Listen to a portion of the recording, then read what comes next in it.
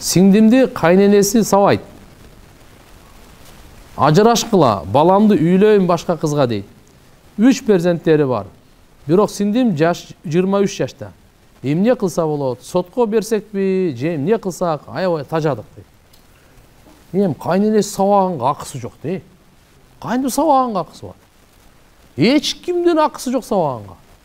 Бир гана күйөөсүнө акысы бар. Урганга.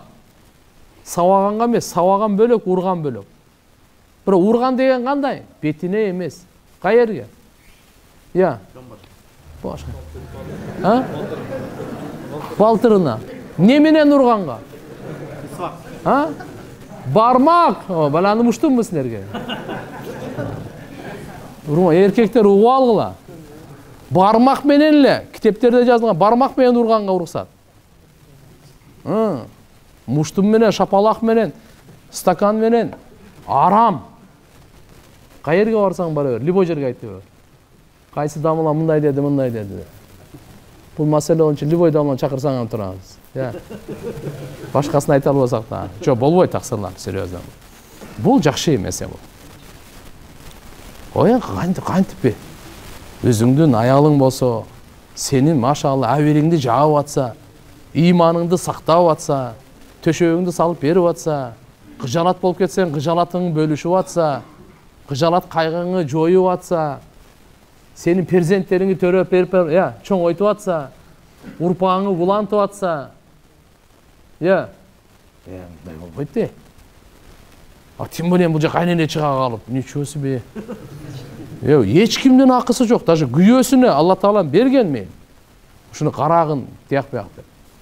Bunun бардыгы пайгамбарыбыздын нурлуу амалдары үйдө жоктугунун себебинен, дагы айтам, башка эчтеке эмес. Үйүбүздө бардык нерсе бар бизде. Тамак аш бар, мөмө жемиш бар. Азыр кайсы үйдө жок дейсиң? Бирөө да ачкан эмес. Баарыбыз бар. Бардык нерсебиз бар. Төшөгүбүз жылуу, бардык нерсе бар.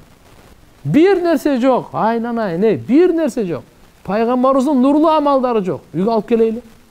Алып келейли. Ал үй кан сарайы болобу? Же болбосо алачык болобу? Айырмасы жок. Алла Таала ошону нурлайт.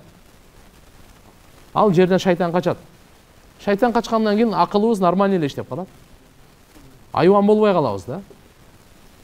Шайтан келгенде шайтандайбыз да. Анан тополоң чыгат бардыгы. Я Алла, эми сотко 3 бала, я Алла. Сотко барбай эле чечиш керек. Кереги жок. Сотторду да кыйнап, алар дагы жалат кылып.